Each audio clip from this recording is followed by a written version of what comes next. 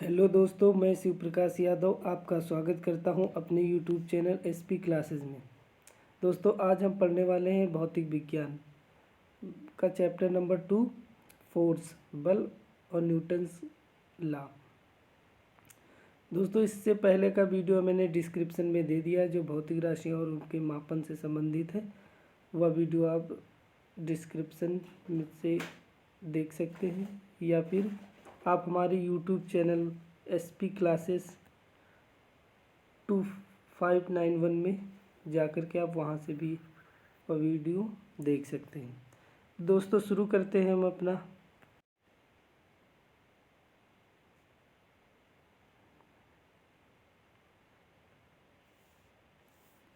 तो देखते हैं सबसे पहले बल क्या होता है। फोर्स आपका क्या होता है देखते हैं। तो बल वह बाह्य कारक है जो किसी वस्तु की आकृति, आकार या गति की अवस्था में परिवर्तन कर सकता है, वह बल कहलाता है। दोस्तों, बल वह बाह्य कारक है जो किसी वस्तु की आकृति, आकार या गति की अवस्था में परिवर्तन कर सकता है, फोर्स कहलाता है। जैसे मान लीजिए कि टेबल पर एक पुस्तक रखी है, आपने उसे हाथ से थोड़ा सा पुश कर दिया। इसका मतलब क्या हुआ कि आपने उस पर बल लगा दिया, और जब बल लगाया आपने तो देखिए उस वस्तु की, उस पुस्तक की आकृति, आकार या गति में परिवर्तन हो जाता है।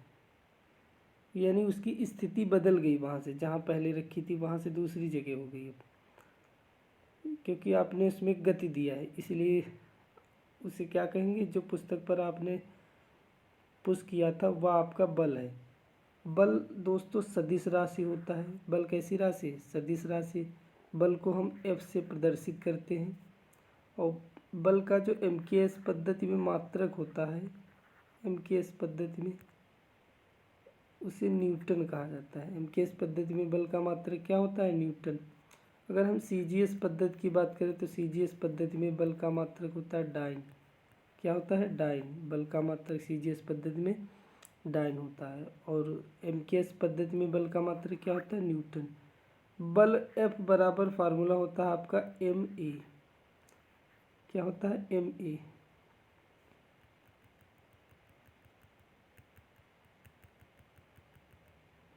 F बराबर फार्मूला क्या होता है? MA। जहाँ पर M क्या है? आपका द्रव्यमान है, A क्या है? त्वरण है।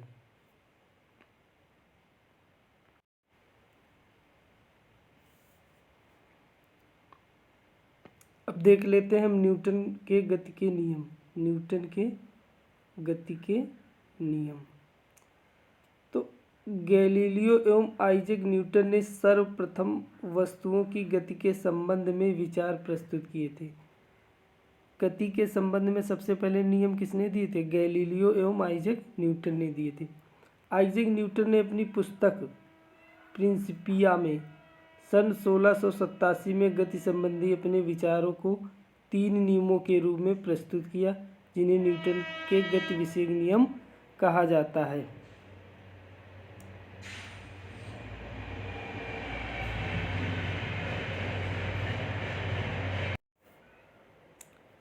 तो इसमें ध्यान क्या रखेंगे हम कि जो गति के नियम हैं वो सर्वप्रथम किसने दिया था? न्यूटन ने।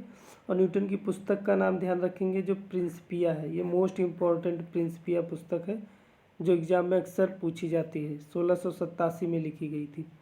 न्यूटन ने 3 नियम दिए थे। तीनों नियमों को हम बारी बारी से पढ़ लेते हैं। तो चलते हैं सबसे पहले देखते हैं हम गति का प्रथम नियम। गति का प्रथम नियम। इस नियम के अनुसार यदि कोई वस्तु विराम अवस्था में है तो वह विराम अवस्था में ही रहेगी। दोस्तों, अगर कोई वस्तु है वो वह विराम अवस्था में है, विराम अवस्था से तात्पर्य यह है कि वस्तु गति नहीं कर रही है, बिल्कुल स्थिर है, तो वह विराम अवस्था में ही रहेगी। यानी जो न्यूटन का पहला नियम है वह यह कहता है कि यदि कोई वस्तु विराम अवस्था में है तो वह वस्तु विराम अवस्था में ही रहेगी। यदि एक समान गति से सीधी रेखा में चल रही है तो वैसे ही चलती रहेगी जब तक कि उस पर बाहरी बल ना लगाया जाए, अर्थात सभी वस्तुएं अपनी प्रारंभिक अवस्था को बनाए रखना चाहती हैं। ये न्यूटन का पहला नियम है। यानी कि अगर कोई वस्तु विराम अवस्था में है तो वह विराम अवस्था में रहेगी, यदि गति कर रही है तो वह गति करना चाहेगी। कब तक? जब तक कि उस पर कोई बाहर से फोर्स बल ना लगाया जाए। यानी कहने का तात्पर्य यह है कि जो वस्तुएं होती वह अपनी प्रारंभिक अवस्था को बनाए रखना चाहती हैं। वस्तुओं की प्रारंभिक अवस्था में विराम या गति की अवस्था स्वतः परिवर्तन नहीं होने की प्रवृत्ति को जड़त्व कहते हैं। दोस्तों, वस्तुओं की जो प्रारंभिक अवस्था होती है, चाहे वह विराम अवस्था में हो या गति की अवस्था में, तो परिवर्तन नहीं होने की प्रवृत्ति, यानी वह उसी अवस्था में रहना चाहती है, उसे हम क्या कहते हैं? जड़त्व कहते हैं, इनर्शिया बोलते हैं उसे। इसीलिए न्यूटन के प्रथम नियम को जड़त्व का नियम भी कहते हैं। ये न्यूटन का पहला नियम है। इसी नियम को किस नाम से जाना जाता है? इसे जड़त्व का नियम भी कहा जाता है।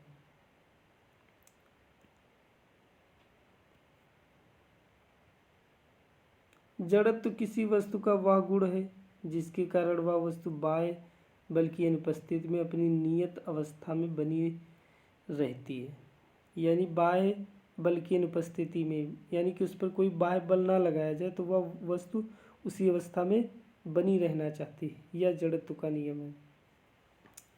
तो न्यूटन्स का पहला नियम आप समझ गए होंगे क्या है कि यदि कोई वस्तु विराम अवस्था में है तो वह विराम अवस्था में रहना चाहेगी, गति की अवस्था में है तो वह गति करना चाहेगी।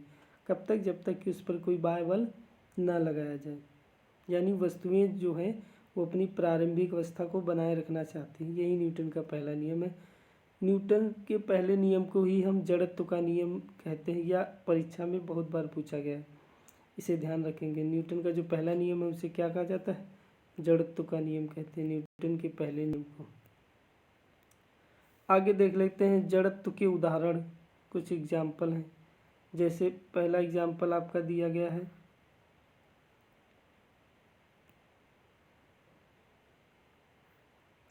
रुकी हुई गाड़ी के अचानक चल पड़ने पर उसमें बैठे यात्री पीछे की ओर झुक जाते हैं।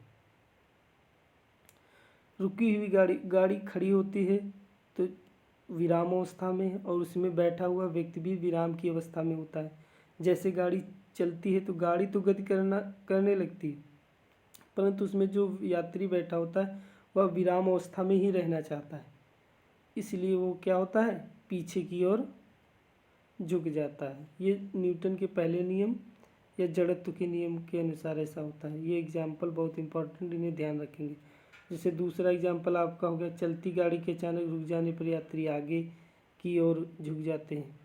चलती हुई गाड़ी में गाड़ी गति कर रही है तो उसमें बैठा हुआ व्यक्ति भी गाड़ी के सापेक्ष गतिमान है, परंतु गाड़ी में ब्रेक लगने की वजह से व्यक्ति तो गति करना चाहता है, वो गति की अवस्था में रहना चाहता है, परंतु होता क्या है? उसमें बाह्य बल लग जाता है, इस वजह से वह व्यक्ति आगे की ओर झुक जाता है। ये जड़त्व के नियम के अनुसार ऐसा होता है, या न्यूटन के पहले नियम के अनुसार। चलती हुई ट्रेन या बस से उतरने वाले व्यक्ति को थोड़ी दूर तक उसी दिशा में दौड़ना पड़ता है। ये जड़त्व के उदाहरण हैं, इन्हें ध्यान रखेंगे। आगे चलते हैं, हम देखते हैं। अगला एग्जाम्पल है आपका, गोली मारने से कांच में गोल छेद होता है परंतु पत्थर मारने से कांच के टुकड़े हो जाते हैं। ये न्यूटन के पहले नियम का एग्जाम्पल है, या इसे जड़त्व के नियम का एग्जाम्पल भी कह सकते हैं, इसे ध्यान रखेंगे।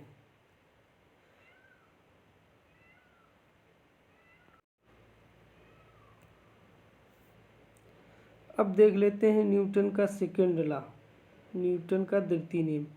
किसी वस्तु के संवेग में परिवर्तन की दर उस पर आरोपित बल के अनुक्रमानुपाती होती है। जो न्यूटन का द्वितीय नियम है ये कहता है कि संवेग में परिवर्तन की दर जो होती है वो बल के बराबर होती है, अनुक्रमानुपाती होती है, या बराबर कह सकते हैं। किसी वस्तु के संवेग में परिवर्तन की दर उस पर आरोपित बल के अनुक्रमानुपाती होती है। अथवा किसी वस्तु पर आरोपित बल उस वस्तु के द्रव्यमान तथा बल की दिशा में उत्पन्न त्वरण के गुणनफल के बराबर होती है। या ये कह सकते हैं कि F जो होता है फोर्स हमारा, वो वस्तु का द्रव्यमान मान लो m है और बल की दिशा में उत्पन्न त्वरण a है, तो ये होता है आपका इसके द्रव्यमान और त्वरण के गुणनफल के बराबर होता है बल। गति का जो द्वितीय नियम है, इस नियम से ही बल की परिभाषा दी जाती है और इसी नियम के अनुसार F बराबर ma व्यंजक की उत्पत्ति होती है।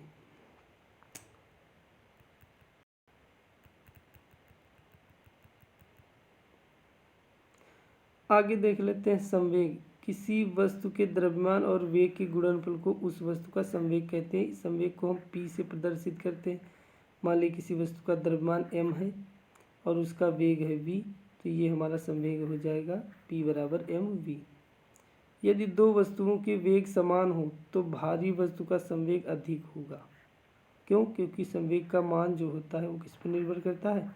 द्रव्यमान पर। जिसका द्रव्यमान अधिक होगा उसका संवेग अधिक होगा।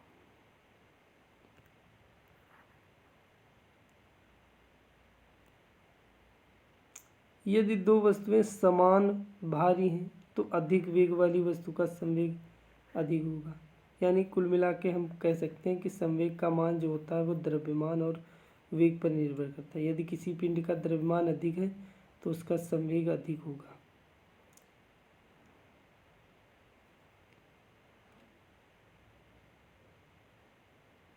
और यदि किसी वस्तु का वेग अधिक है तो भी उस वस्तु का संवेग अधिक होगा, परंतु उसके लिए द्रव्यमानों का समान होना आवश्यक है। दोस्तों, अगर वेग समान है तो जो वस्तु भारी होगी उसका संवेग अधिक होगा। अगर द्रव्यमान समान है तो जिस वस्तु का वेग अधिक होगा उसका संवेग अधिक होगा।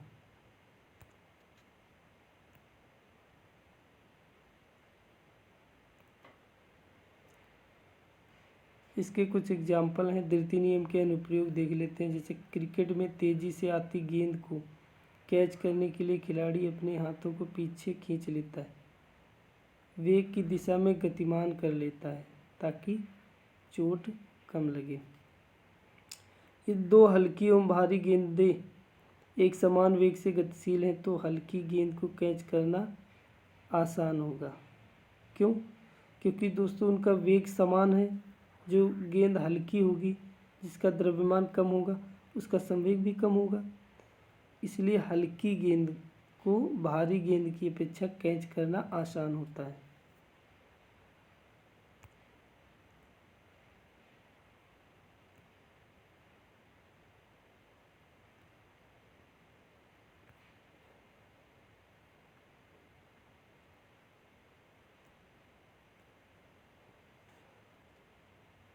न्यूटन गति के तीसरे नियम को देख लेते हैं। एक वस्तु क्रिया रूप में दूसरी वस्तु पर जितना बल लगाती है, दूसरी वस्तु भी उतना ही बल विपरीत दिशा में प्रतिक्रिया रूप पर लगाती है।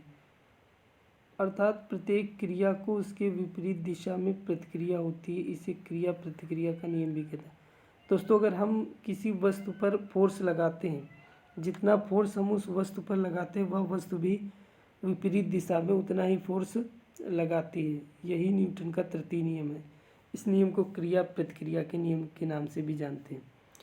किसी गेंद को फर्श पर मारा जाता है तो गेंद जितना बल फर्श पर लगाती है उतना ही बल विपरीत दिशा में फर्श भी गेंद पर लगाती है, जिससे गेंद ऊपर उछलती है। न्यूटन का तृतीय नियम क्रिया प्रतिक्रिया का नियम है। यानी जो हम क्रिया करेंगे उसके विपरीत प्रतिक्रिया होगी।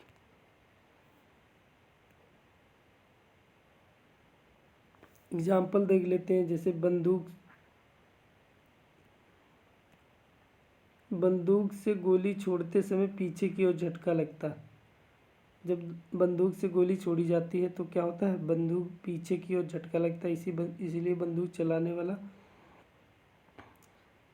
व्यक्ति जो बंदूक का वो पिछला सिरा होता है उसको अच्छे से पकड़ के रखता है। नाव से कूदने पर नाव पीछे हटती है। ऐसा इसलिए होता है कि जब हम नाव पर से कूदना चाहते हैं तो हम आगे की ओर प्रतिक्रिया देते हैं। तो न्यूटन का तीसरा नियम यह कहता है कि अगर हम आगे प्रतिक्रिया दे रहे हैं तो उसके विपरीत पीछे भी प्रतिक्रिया होगी, इसलिए नाव से कूदने पर नाव पीछे हट जाती है। अगला, कुएं से पानी खींचते समय रस्सी के टूट जाने से व्यक्ति का पीछे गिर जाना।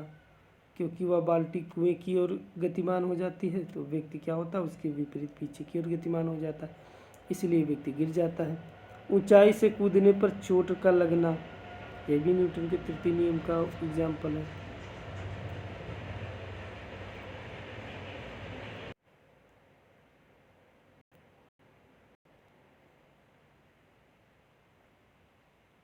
संवेग संरक्षण का नियम, न्यूटन के गति के द्वितीय तथा तृतीय नियमों के सम्मिलित प्रभावों से संवेग संरक्षण के नियम की प्राप्ति होती है। यानी न्यूटन का जो द्वितीय नियम है और तृतीय नियम को मिला दिया जाए तो संवेग संरक्षण का नियम प्राप्त हो जाता है।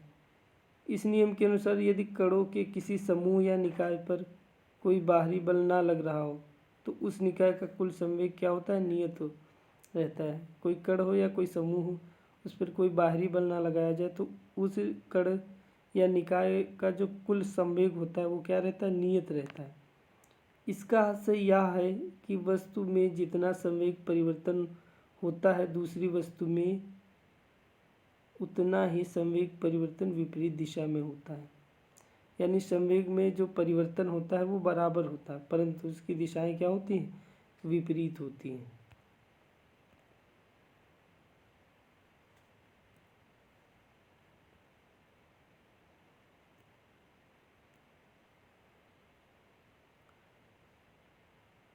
जैसे बराबर संवेग वाली दो गेंदें जब आपस में टकराती हैं, जिन गेंदों का संवेग क्या हो, समान हो, तो गेंदें अचानक रुक जाती हैं। यहाँ निकाय दोनों गेंदों का कुल संवेग टक्कर के पूर्व शून्य है और टक्कर के बाद फिर से शून्य हो जाता है, अर्थात निकाय का कुल संवेग नियत रहता है।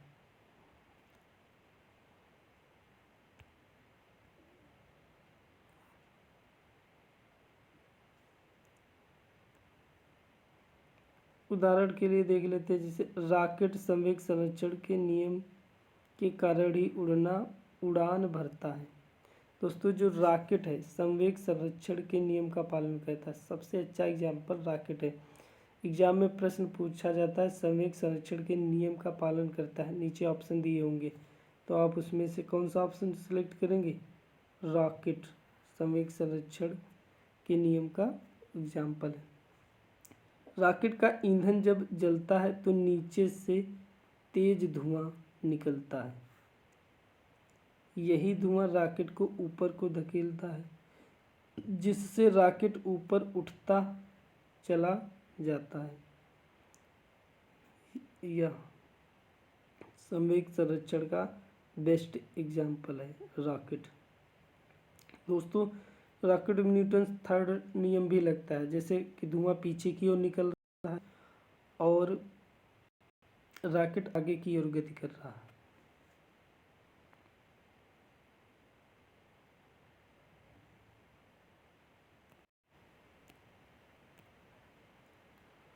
दोस्तों ये हमारा चैनल है SP क्लासेस 2591, इसे सब्सक्राइब करें और शेयर करना दोस्तों ना भूलें।